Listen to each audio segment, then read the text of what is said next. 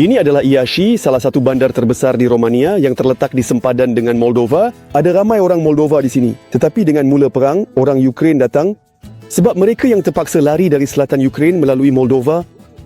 Ini bandar terdekat dengan kesatuan Eropah. Sekarang musim sejuk, Ukraine terganggu bekalan elektrik dan panas. Di sini, mereka yang memutuskan untuk menunggu bulan telah berpindah ke bunga. Hari ini dalam siaran ini, saya akan cuba menunjukkan tentang Romania yang tidak saya tunjukkan dalam video saya tentang Bucharest. Saya akan cuba menyelidik berapa ramai emigran di Romania dan mengapa jumlah mereka meningkat dengan cepat. Kadang-kadang saya melihat lebih banyak nombor pendaftaran Novgorod di kereta berbanding nombor pendaftaran Romania. Bagi saya ini adalah satu kejayaan besar dapat berada di Romania musim sejuk habis, tidak pindah. Sebab di sini ada pemanasan. Hari ini kita akan mengetahui apa yang dimakan oleh emigran, reaksi mereka terhadap tradisi Romania dan dalam bahasa apa mereka berkomunikasi dengan rakyat Romania. Setiap orang akan menjawab dengan bebas dalam bahasa Inggris. Bahkan pengawal di pasar raya atau orang yang menguruskan troli. Tetapi di Ukraine ini adalah sesuatu yang tidak terbayang. Apa semua ozimuna ini untuk saya? Apa? Kami pergi ke Moldova untuk membeli soba. Ini adalah kisah sebenar. Apabila saya berada di majlis perkahwinan Romania, saya sedar di sinilah tempat saya. Kemudian kita akan lihat dalam keadaan apa para pelarian tinggal di sini dan bantuan apa yang mereka boleh harapkan. Ini adalah kali pertama saya bukan menawarkan wang kepada polis, tapi dia suruh ambil wang. Jadi, tidak ada yang memberi kamu 300 euro secara tunai seperti itu di sini. Apabila saya berkata bahawa di Ukraine tidak begitu, saya katakan tidak. Selain itu, hari ini kita akan mengetahui apa yang menyebabkan kebanyakan rakyat Ukraine berpindah ke Romania. Betul, pada hari-hari awal perang, roket sudah terbang di atas rumah saya, di Zaporizhia. Oleh kerana kami tidur di bawah ancaman, siren awam di dalam bilik mandi, di atas bantal, di atas selimut, sangat menakutkan. Rasa seolah-olah apabila siren berbunyi, bahawa sekarang sesuatu akan datang tepat di situ, di mana kamu berada. Kadang-kadang, apabila di Ukraine berlaku keadaan yang sangat teruk, tidak ada keinginan untuk hidup. Saya ingin tidur di tempat. Dalam video ini kita juga akan mengetahui di kawasan mana di Romania yang mungkin berbahaya. Vaslui adalah bandar yang sangat berbahaya. Dan dari sana seseorang menjerit kepada saya, "Hei awak!"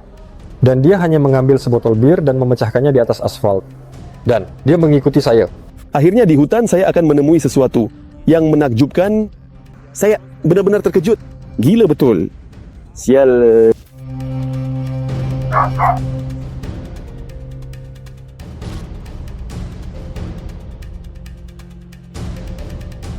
Dalam penggambaran episod ini di Iași dari Chișinău, saya menaiki kereta api yang agak baru ini yang sebenarnya rosak dan ia ditarik oleh lokomotif Soviet lama.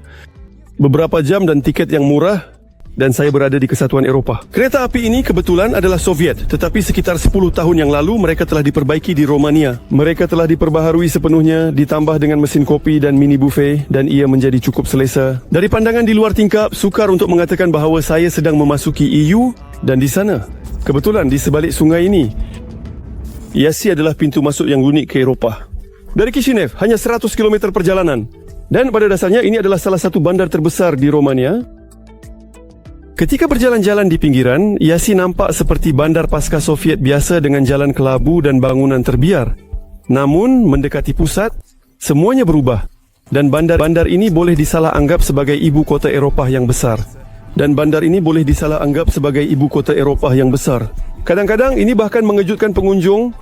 Saya hanya datang dan memasukkan bandar-bandar terbaik di Romania dan dalam senarai itu ada sangat banyak Iași dan berada di sana. Saya melihat peta dari Balci hanya 1 jam dan kami berkata jadi 1 jam dan kami tiba di sini dan kami masuk seperti ini dan segera Istana Kebudayaan di sebelah sana. Ini Romania. Ini sebenarnya. Dan jadi kami di Iași dan kami mula berjalan-jalan, melihat-lihat. Dan kami berkenalan dengan seorang budak dari Moldova. Dia menceritakan semuanya. Tunjukkan dan kami berkata, wah ini bandar yang hebat. Sangat jadi lurus. Dan berbanding dengan Balci ini seperti New York, Sudah tentu megapolis. di Iași perhatian besar diberikan kepada rumput. Walaupun musim sejuk di mana-mana kita boleh melihat bunga-bunga hidup. Apa yang sangat saya suka adalah bandar yang hijau ini, betul-betul seperti itu. Semua semak dipangkas hijau, sangat banyak pokok, sangat banyak tumbuhan. Di sana, pusatnya sentiasa berubah, beberapa bunga, beberapa semak. Ini Elena. Dia seperti banyak watak lain dalam episod ini telah meninggalkan Ukraine kerana perang. Ceritakan bagaimana kamu sampai ke Iași dan mengapa tepatnya di sini? Jadi, ini adalah cerita yang menarik. Kami sebenarnya tinggal di Albania selama 6 bulan, dari bulan Mac hingga akhir Julai. Dan kemudian saya pergi ke Ukraine, saya sendiri, Dan titik permulaan saya dari Romania adalah Balci. Semua bermalam di Balci dan kemudian pergi. Dan suami tinggal di Balci. Dan bila kita kembali, saat saya di sana dan dia di sini, dia bilang ini milik kita. Ini milik kita. Adakah kamu suka Romania? Dia suka itu. Selepas Albania, makanan berbeza, air berbeza, udara berbeza, pokok-pokok berbeza. Semuanya berbeza. Pisang tumbuh di pokok. Pada tahun 2022, sekitar 100,000 orang Ukraine berpindah ke Romania dan itu tidak termasuk mereka yang pergi lebih jauh, ke barat. Kadang-kadang saya melihat lebih banyak nombor pendaftaran Novograd dalam aliran kereta daripada nombor pendaftaran Romania. Seperti yang kita dengar, ramai rakyat Ukraine sudah berpindah ke Poland dan kami faham bahawa di sana kemungkinan besar akan sukar untuk mencari tempat tinggal dan sebagainya dan kami memutuskan untuk pergi ke Bulgaria pada awalnya. Dan akhirnya kami hanya sampai ke sempadan Romania melalui Moldova hingga ke Malam. Kami disambut oleh sukarelawan di sini dan kami pada mulanya hanya tinggal untuk bermalam sekurang-kurangnya untuk pertama kalinya dalam 4 hari ini untuk mandi, tidur dalam keadaan hangat dan sebagainya. Dan secara keseluruhannya kami pun tinggal di situ. Kami memutuskan untuk tidak bergerak dan kami tidak menyesal karena musim panas di Bulgaria. Dan kami mendengar bahawa walaupun seolah-olah dengan penuh perhatian dan hormat serta kesungguhan, sikap baik dari kerajaan Bulgaria, kami rasa di Romania lebih sangat selesa. Kebanyakan mereka terpaksa berpindah ke Romania, tidak pernah datang ke sini walau sekali dan sebenarnya kami tidak tahu banyak tentang negara ini. Kami tahu Count Dracula ada. Ya. Mungkin maklumat yang kami tahu adalah tentang Count Dracula. Secara keseluruhannya kami tidak tahu apa-apa. Tetapi sebenarnya negara yang indah, alam semula jadi yang sangat cantik. Romania, bagi saya ini benar-benar kejutan yang hebat. Sebenarnya saya tidak tahu apa-apa tentang Romania sebelum saya datang ke sini. Secara tradisional, rakan baik Ukraine adalah Poland. Menurut orang Ukraine yang saya temui, orang Romania sangat positif terhadap mereka. Saya telah mendengar banyak ulasan yang baik dari orang tempatan. Orang-orang berkata bahawa wanita Ukraine di sana cantik, menyenangkan, menarik dan berpendidikan. Entah kenapa saya telah mendengar banyak kali. Ini adalah kejutan bahawa orang yang berpendidikan tidak tahu sama ada mereka menjangkakan bahawa semua orang akan datang entah apa tidak berpendidikan. Tidak jelas. Kedekatan sempadan membolehkan orang Ukraine pulang ke rumah hanya untuk sehari, menyelesaikan isu-isu semasa dan kembali. Kenapa Romania ngomong-ngomong, kenapa ya sih 200 km dan Ukraine? Saya perlu, jadi saya pergi ke Chernivtsi dan menyelesaikan semua urusan saya, kemudian saya kembali. Ini sangat mudah. Tapi ramai yang datang ke sini hanya untuk musim sejuk. Anda tinggal di sini di Yasi. Anda mungkin berfikir, ada sesuatu yang sudah membosankan atau mahal. Jadi kita akan pindah ke tempat lain untuk menunggu semua kejadian ini. Selagi musim sejuk belum tiba, kami tidak akan berpindah pemanasan. Kenapa datang dari Albania? Di Albania semuanya dipanaskan penyaman udara. Bagaimana bertahan musim sejuk hanya penyaman udara. Jadi kami tahu akan sejuk dan sebab itulah kami datang ke sini. Dan mungkin pada musim bunga kita boleh kembali ke Albania. Ada desas-desus. Mungkin ada musim sejuk dan orang Ukraine yang perlu membayar untuk penggunaan gas yang meningkat. Bawa tenaga, tapi tidak ada istimewa. Mungkin anda tidak pernah mendengar tentang Yasi sebelum ini, tapi secara sejarah ini adalah salah satu bandar yang paling penting di kawasan ini. Sebenarnya Yasi adalah bandar yang sangat tua. Dan ibu kota Moldova pada zaman pertengahan. Ngomong-ngomong begini, anda berjalan-jalan dan boleh menyentuh kubu zaman pertengahan atau gereja tua. Ngomong-ngomong, ini bukan perjalanan pertama saya ke Yasi dan saya masih ada jejak dari salah satu penggambaran saya yang lalu. Saya bahkan menemui sesuatu di salah satu perhentian. Sangat terkejut. Saya benar-benar terkejut. Saya secara kebetulan terjumpa pelekat saya yang sudah berusia 5 tahun. Ketika itu kami sedang merakam di Yasi dan projek itu masih dipanggil Ambil dan Pergi. Dan kami melekatkan pelekat. Gila betul. Momen-momen menarik dalam perjalanan sering berlaku, tapi tidak semua itu masuk dalam episod. Jadi, ikut saya di Instagram. Di sana saya kongsikan yang paling menarik dalam sorotan. Yasi tahun ini menerima banyak migran Ukraine, tapi ada juga yang berhijrah ke sini sebelum perang bermula. Ini adalah Alexandra. Dia seorang pemain handball profesional. Memutuskan untuk berpindah ke Romania demi karier. Saya selalu ingin pergi dan bermain handball di Eropah kerana malangnya tahap handball di negara kita sangat rendah dan juga seringkali tidak mencukupi makan sedikit pasukan yang benar-benar menunjukkan hasil yang hebat. Ini Galichanka, ada pasukan dari Lviv. Mereka bermain dengan hebat dan mewakili Ukraine di pentas Eropah dan Carpathians, Uzhhorod, sekarang mereka bermain di Liga Hungary tetapi yang lain tidak. Oleh itu tidak ada keinginan untuk pergi ke sana, kembali tidak. Walaupun Sasha tidak tahu bahasa Romania, dia tetap berjaya menyesuaikan diri dengan masyarakat tempatan. Di sini ada orang baru, semuanya baru dan bahkan sistem latihan dia juga baru, mereka berbeza sedikit. Semua ini disampaikan dan saya rasa ia agak sukar tetapi saya cepat menyesuaikan diri.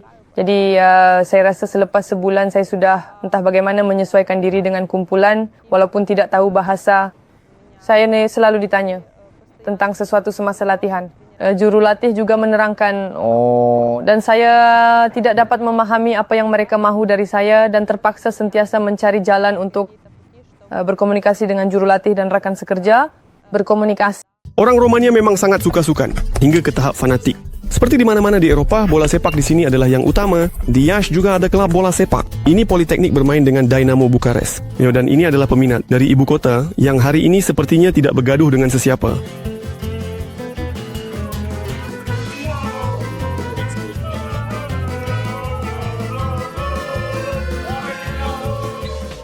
Tanpa mengetahui bahasa, para emigran kebanyakannya berkomunikasi sesama mereka, menyesuaikan diri dengan masyarakat Romania.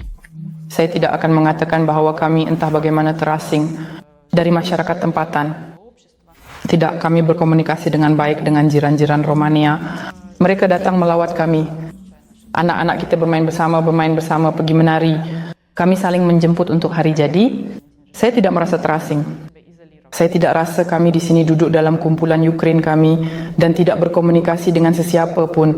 Bahasa ini sukar, tentu saja. Tapi bagaimana contohnya di kedai? Dengan penterjemah. Dengan telefon. Ya, mereka mula bercakap dalam bahasa Inggeris.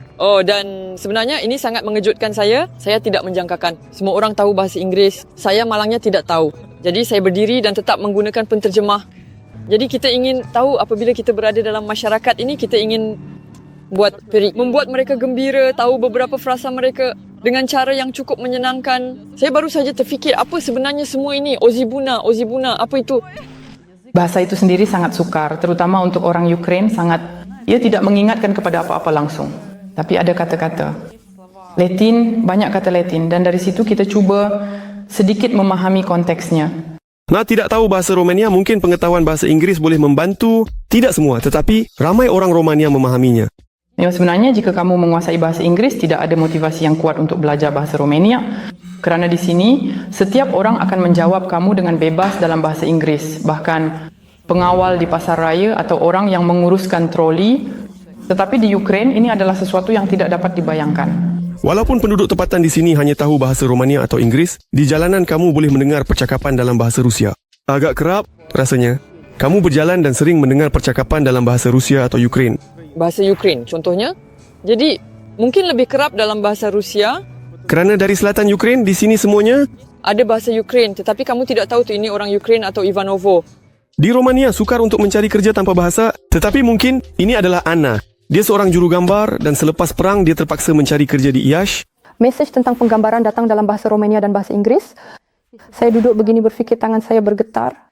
Saya tidak faham cara menjawab mereka, bagaimana saya boleh bekerja. Datang kesedaran bagaimana kamu akan bekerja jika tidak tahu bahasa. Saya tenang, semuanya baik saja, perlu mula perlahan-lahan. Saya mula menjawab orang. Saya menghabiskan 2 jam untuk mesej dan perbualan, agar penterjemah dapat menterjemahkan semuanya dengan betul, supaya ada boleh berkembang dengan cara itu. Dan saya telah melakukan banyak penggambaran pada bulan April. Pada bulan Mei, saya telah merakam perkahwinan pertama di Iași. Selepas perkahwinan ini, projek-projek lain mula datang kepada saya. Lebih-lebih lagi, walaupun ada halangan bahasa, ramai migran di sini bahkan berjaya membina kehidupan peribadi.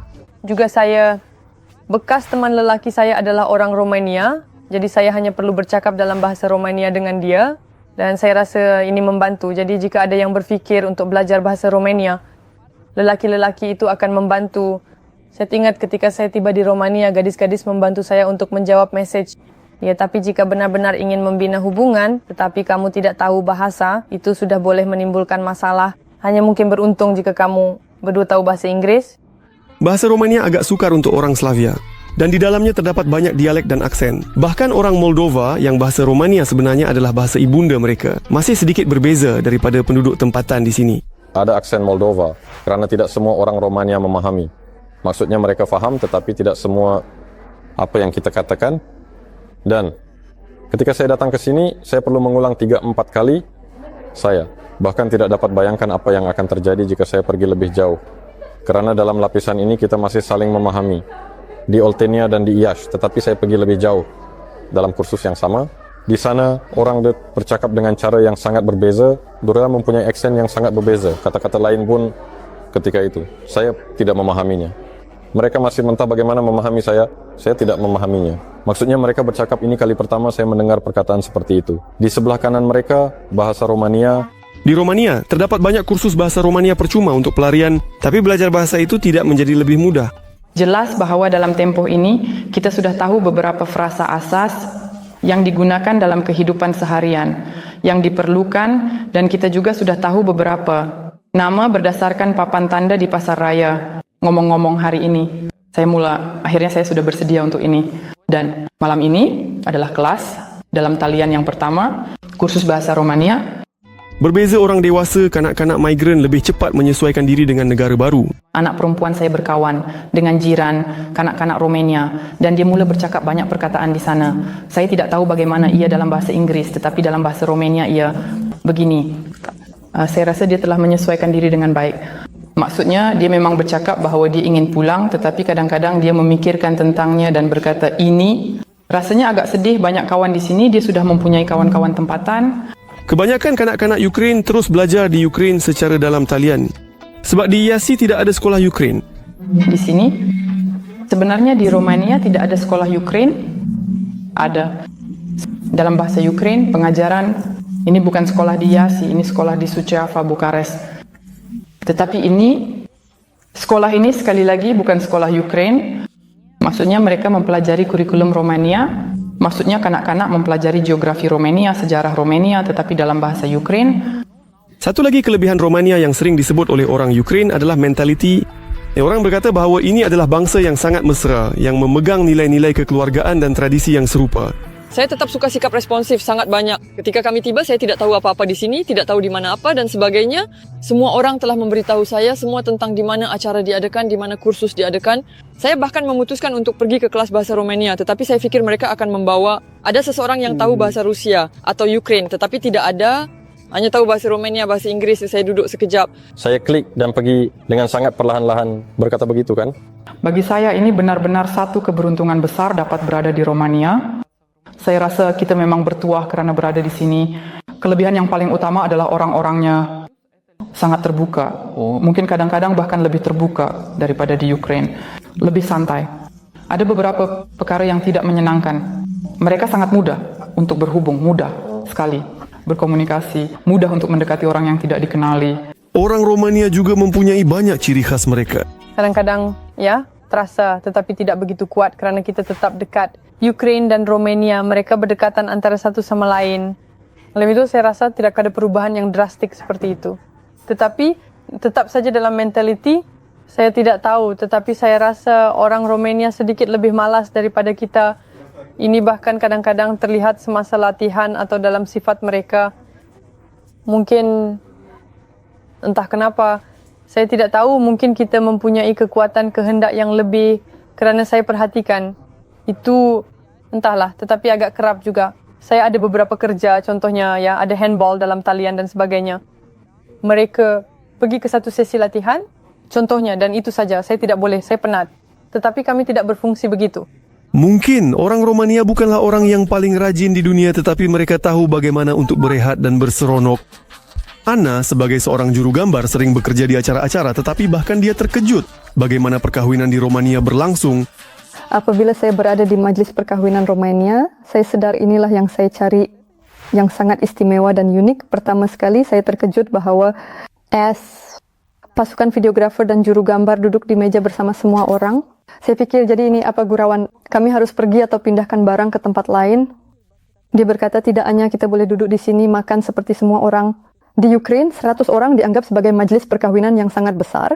Tidak ramai orang boleh adakan majlis perkahwinan besar seperti itu di sini. Dianggap majlis perkahwinan biasanya melibatkan 50 orang. Dan di sini ada 100 orang atau 150 orang.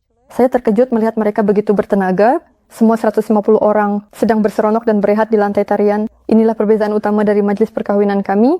Majlis perkawinan kami berakhir pada pukul 11 malam dengan memotong kek dan semua pulang ke rumah. Kami tidak ada yang seperti ini, di mana pesta baru sahaja bermula pada pukul 11 malam. Ini sangat mengejutkan saya. Di sini orang-orang sangat beriman dan untuk mereka adalah wajib berkahwin pada hari perkahwinan. Agama dalam kehidupan. Rumania mempunyai tempat yang istimewa dan di Iași terdapat lebih dari 100 gereja ortodoks. Rakyat Rumania lebih beragama berbanding rakyat Ukraina. Kami mempunyai satu kepercayaan tetapi ia sangat dirasai. Kami sangat serupa dari segi pandangan hidup, dari segi cara hidup, hubungan dengan keluarga dan hubungan dengan kerja. Dan mungkin kerana itu di sini kamu merasa selesa. Dari segi mentality, Dalam apa jua keadaan ia selamat. Di Rumania tidak di mana-mana.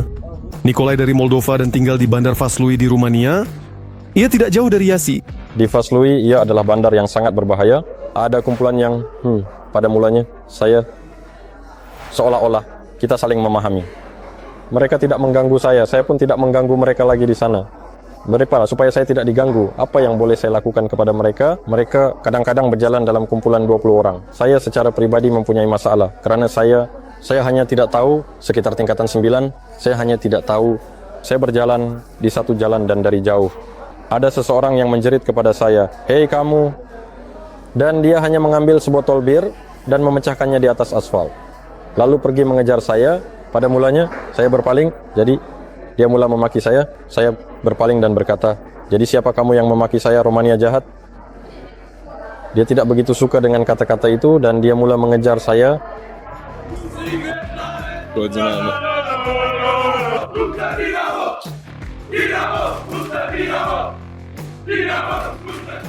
Mencari pekerjaan di Romania tidak begitu sulit, tetapi bagi wakil dari beberapa profesi, hal ini lebih mudah dibandingkan yang lain.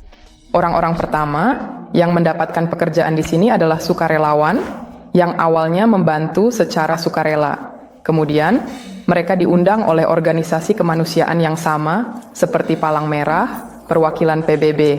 Mereka dipekerjakan. Itu adalah keputusan yang hebat. Saya rasa bagi orang-orang ini, terutama bagi mereka yang merupakan psikolog, guru, dan sebagainya, maksudnya mereka dapat menemukan diri mereka di sini.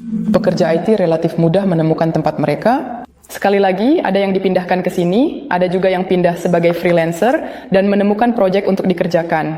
Dan mungkin situasi paling sulit dihadapi orang yang memiliki kualifikasi tertentu di Ukraina. Contohnya, saya tinggal bersama tetangga. Warga Ukraina adalah direktur sekolah Ukraina, guru sejarah Ukraina. Jelas bahwa orang-orang ini, sayangnya, Romania tidak dapat menawarkan sesuatu yang menarik dalam hal pekerjaan. Ini adalah orang-orang yang berpotensi dapat menemukan diri mereka di sini. Perkara yang paling sukar. Contohnya tenaga medis atau akuntan atau orang lain. Ini adalah masalah. Ini adalah Natalia. Dia datang dari Kharkiv dan profesinya, dokter. Entah kenapa, dalam bidang yang begitu sulit, orang asing juga benar-benar bisa menemukan pekerjaan. pemerintah Romania pada bulan Maret mengeluarkan arahan yang menyatakan bahwa warga Ukraina boleh bekerja termasuk dan dokter serta dokter gigi tanpa pengesahan ijazah hanya dengan adanya terjemahan ijazah Ukraina yang disahkan notari ke dalam bahasa Romania dan dengan pengesahan dari majikan apakah dia telah memeriksa kemahiran kelayakan Anda dan Anda memenuhi kemahiran dan kemampuan yang dinyatakan untuk profession Anda. Tetapi kebanyakan warga Ukraina yang datang ke sini bekerja secara jarak jauh. Adakah Anda ketua pengarang majalah Ukraine? Internet ya, internet media otomotif ya. Dan bagaimana rasanya mengawal editorial di Ukraine dari Romania saja? Jadi memang dalam keadaan seperti ini lebih mudah daripada ketika saya berada di sana. Saya kebetulan berada di sana pada semua pemadaman elektrik. Yang pertama ini, saya sebenarnya berada di sana pada hari itu ketika paling banyak roket jatuh. Kami juga duduk tanpa elektrik. Di sana memang tidak ada cara kau tidak bisa bekerja. Tidak ada elektrik, tidak ada internet, tidak ada komunikasi, terhenti. Dan pekerja lain juga telah meninggalkan Ukraine. Tidak semua. Ada yang tinggal di kawasan Kherson, ada yang di Kiev. Irina Tonze adalah seorang pakar IT. Dia tidak mempunyai pejabat, jadi dia bekerja di coworking. Ini adalah coworking Fab Lab. Ada 2 coworking seperti itu di Bandar Iași.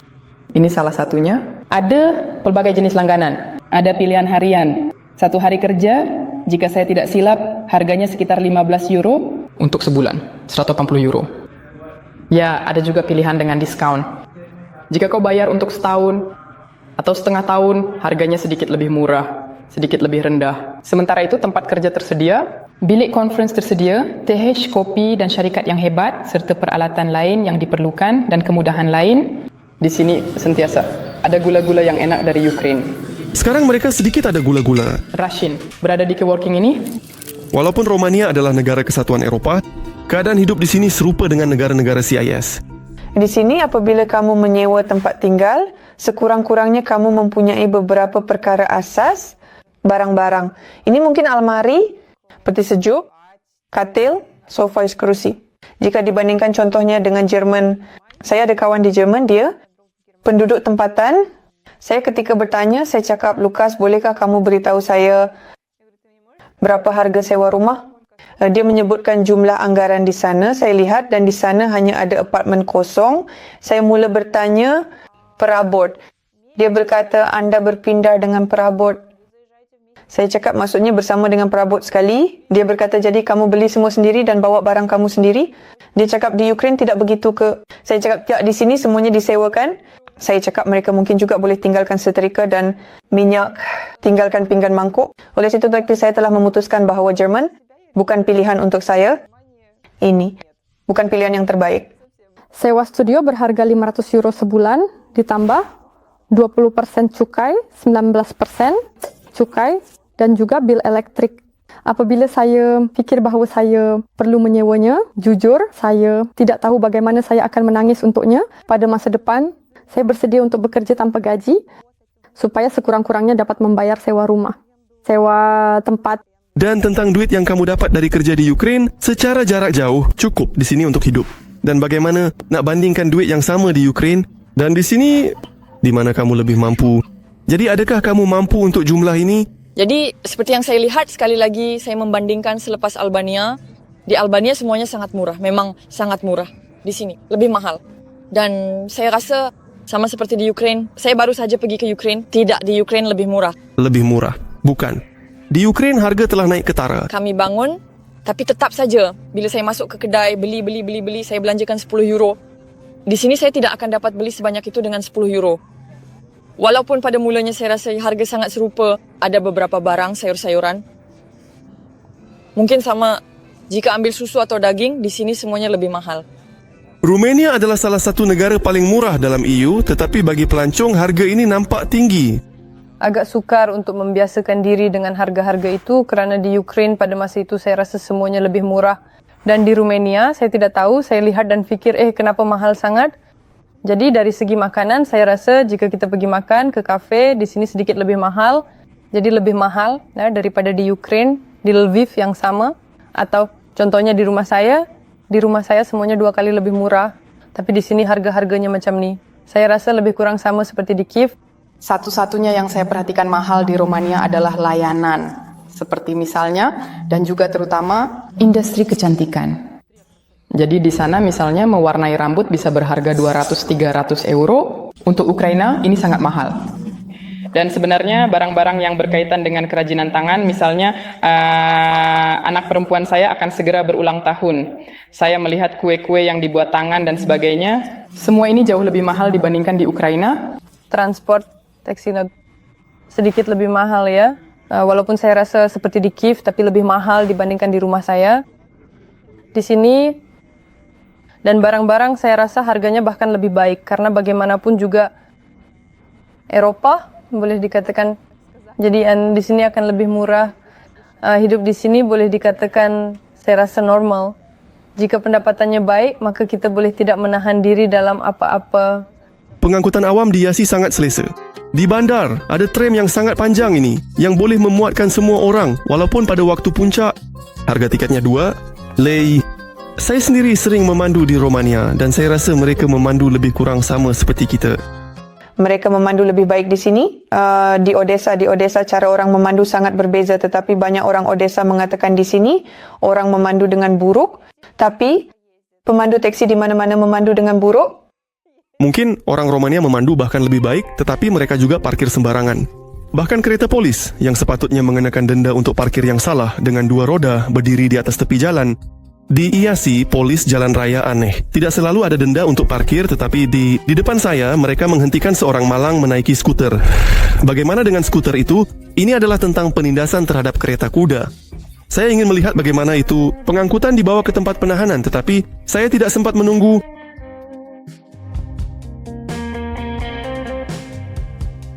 Seronok untuk mencuba hidangan baru yang eksotik semasa bercuti di tempat pelancongan.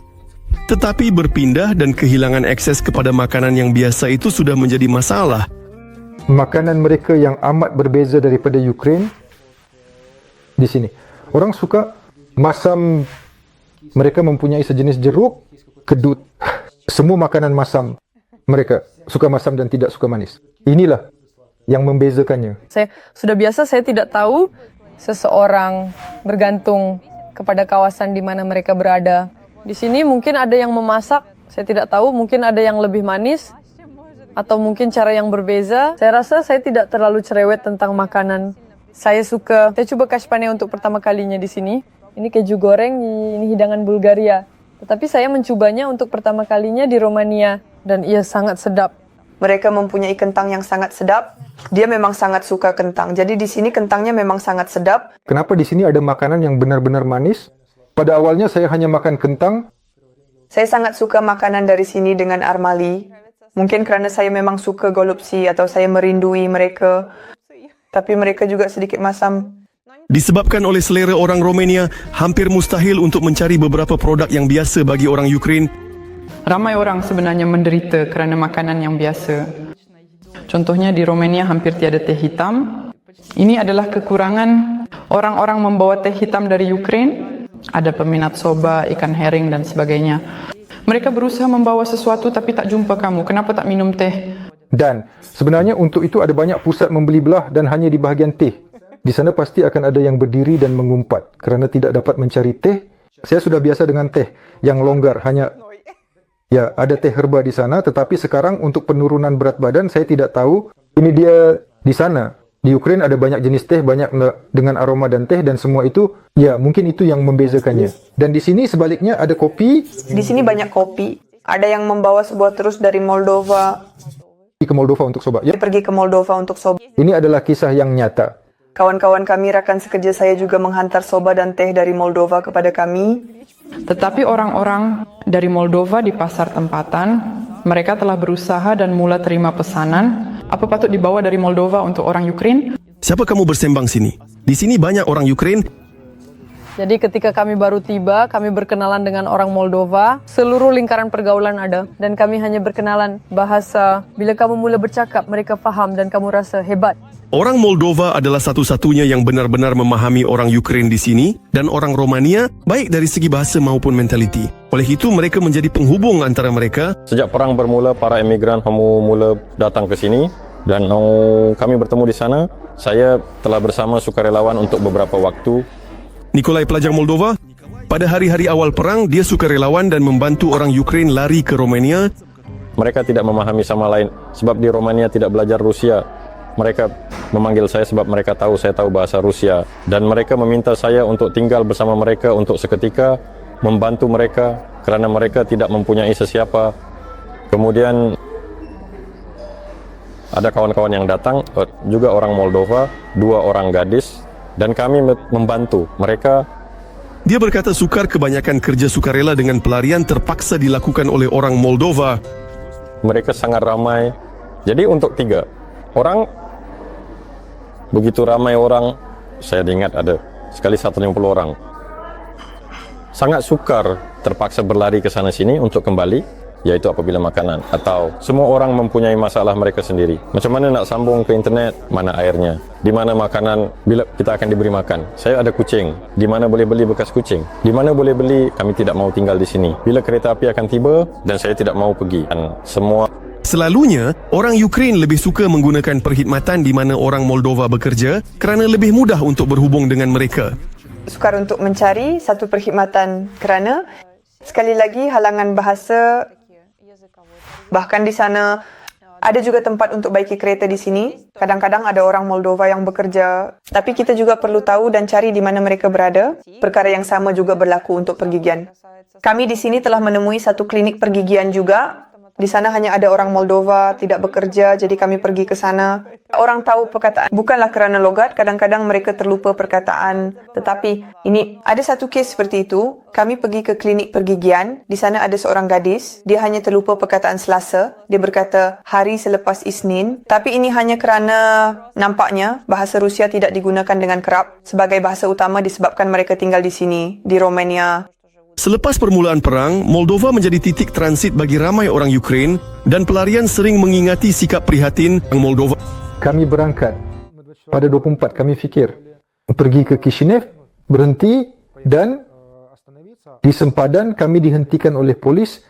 Mereka menawarkan, kata mereka ambil duit supaya ada untuk yang pertama, anda ada lei kami seperti jenis, kami ada duit, semuanya okey. Dia kata, ambil untuk sementara waktu, supaya tidak perlu tukar, supaya anda ada lei untuk sementara waktu. Ini adalah kali pertama dalam hidup saya, di mana saya bukan menawarkan duit kepada polis, tetapi dia yang menyuruh saya ambil duit, kami dibawa. Ditempatkan terus di rumah, secara keseluruhan, tidak diketahui siapa, kami hanya dibawa. Di sana orang datang, bagi kunci. Macam saudara, Ada budak-budak lain tinggal di sana. kami tinggal rumah ini. Nah, pada umumnya itu sahaja itu. Pagi-pagi orang ramai, tiada siapa tahu membawa banyak makanan ke sana. Belia orang. Mereka bawa makanan untuk kami, alat kebersihan.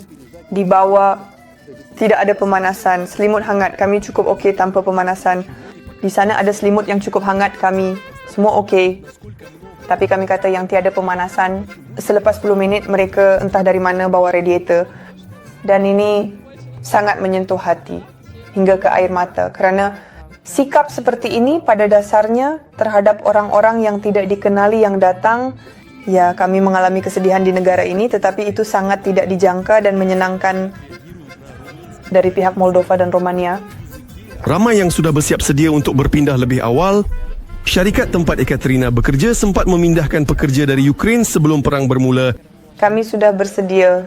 Kami sudah bersiap sedia untuk semua situasi ini.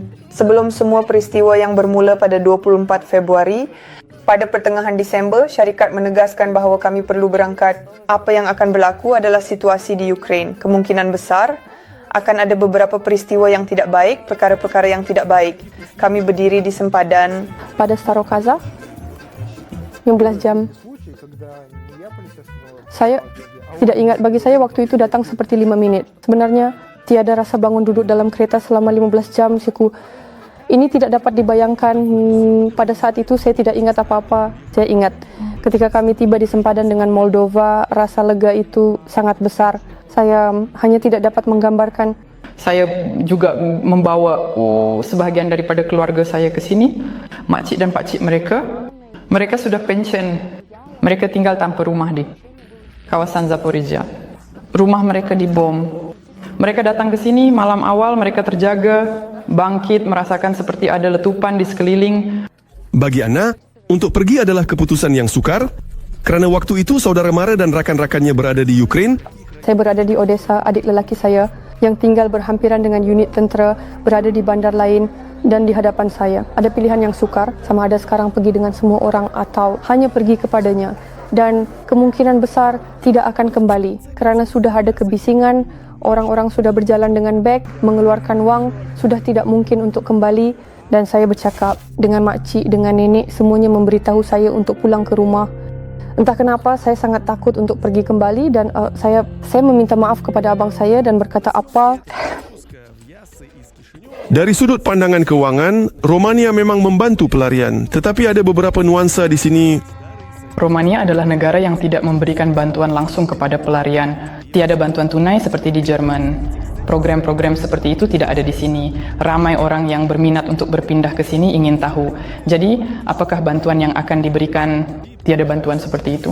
Banyak bantuan kemanusiaan yang sederhana. Program, di mana orang menerima pelbagai jenis bantuan. Siapa yang ada anak-anak pergi ke pejabat. Dalam beg galas tertentu, ada kepek makanan, ada lagi. Tetapi di sini tiada yang memberikan kamu 300 euro secara tunai seperti itu. Di negara-negara EU yang lebih maju, bantuan jauh lebih tinggi. Saya dengar di Austria ada bantuan 600 euro untuk beberapa jenis bantuan dan lain-lain. Romania tidak begitu menarik. Yang penting adalah orang-orang di sini tetap mesra dan terbuka.